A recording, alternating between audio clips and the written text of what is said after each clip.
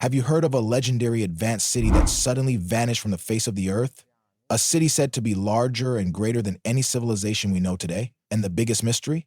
No one knows if it's real or just a myth. Secrets of the Crusades, beyond the battles. Welcome to our journey into one of the most mysterious stories in human history, the story of the lost Atlantis. A city described by the philosopher Plato as an architectural and technological wonder, yet it suddenly vanished without a trace.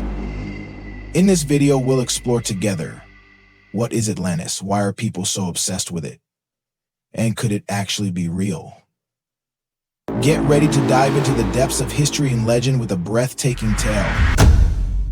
There have been many definitions and opinions about the lost Atlantis, also known as Atlantica. It is said to be one of the legendary islands located in the Atlantic Ocean, specifically west of the Strait of Gibraltar.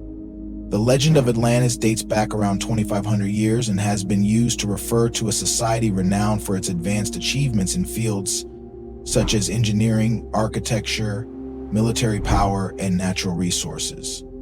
Another definition of Atlantis describes it as a place the size of a continent, rich with plants, animals, pure water, fertile soil, and many other remarkable features. The story of the city of Atlantis and its lost civilization has been a part of human imagination for many years, with no historical or archaeological evidence to support it.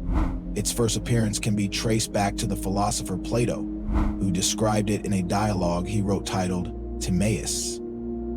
In this work, he depicts a conversation between Socrates and Pythagoras, in which a mystical figure named Critias shares details about the city of Atlantis.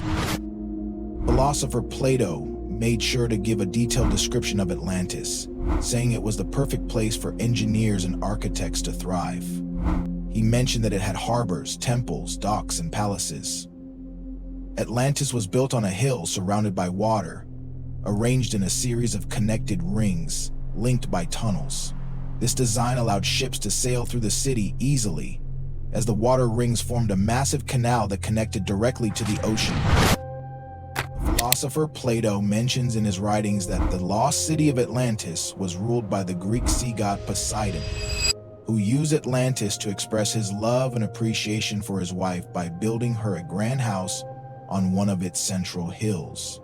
Plato also explains that the city's inhabitants were engineers. As for the end of Atlantis's legend, it is tied to the wrath of the god Zeus. However, the story does not clarify whether Zeus decided to destroy Atlantis or not, only stating his warning to teach Atlantis a harsh lesson. Theories about the lost city of Atlantis. Many theories have emerged regarding the lost city of Atlantis, all attempting to provide reasons for its disappearance, while also painting images of its shape and nature. Below are details about some of the most significant theories. Atlantis was a continent. This theory suggests that Atlantis was a continent that appeared in the middle of the Atlantic Ocean and suddenly sank. It aligns with the belief that Atlantis was a real place rather than a myth created by Plato. This theory gained prominence in the late 19th century through the book Atlantis, The Antediluvian World by author Ignatius Donnelly. The book discussed the achievements of the ancient world and linked them to the existence of an advanced civilization. Donnelly described Atlantis as a continent that sank based on Plato's location reference in the Atlantic Ocean, near the rocks at the Strait of Gibraltar. Evidence supporting the theory of Atlantis's existence. Regarding the evidence that scientists have relied upon to support the theory of Atlantis's existence. First evidence. Discovered ruins on the Spanish coast. British and American expeditions believe that the remains of a city have been discovered after satellite images captured an area in southern Spain. The discovered ruins are arranged in concentric rings, closely resembling Plato's description of Atlantis in his writings. Second evidence. Discovery of a massive wall. Under the ocean, a gigantic wall, approximately 120 kilometers long, has been discovered deep in the ocean. Some researchers believe this structure belongs to the great civilization of Atlantis. Third evidence. Sunken pyramid-shaped city in the Bermuda Triangle. Scientists have discovered an ancient underwater city, believed to be 50,000 years old, in the Bermuda Triangle in the Atlantic Ocean. Many believe these ruins are the remains of the lost city of Atlantis. This theory is further supported by the proximity of these remains to the Strait of Gibraltar, which Plato mentioned in his writings. Fourth evidence. Underwater settlements between Cyprus and Syria. Researchers have found evidence of human settlements submerged at a depth of 1.5 kilometers, about 80 kilometers off the southeastern coast of Cyprus. Some believe that Cyprus may be the last visible part of Atlantis. Fifth evidence. Ancient maps. Found in Ottoman archives. Among the belongings of an Ottoman sultan, researchers discovered ancient documents and maps, which were allegedly used by the famous explorer Christopher Columbus in his voyages.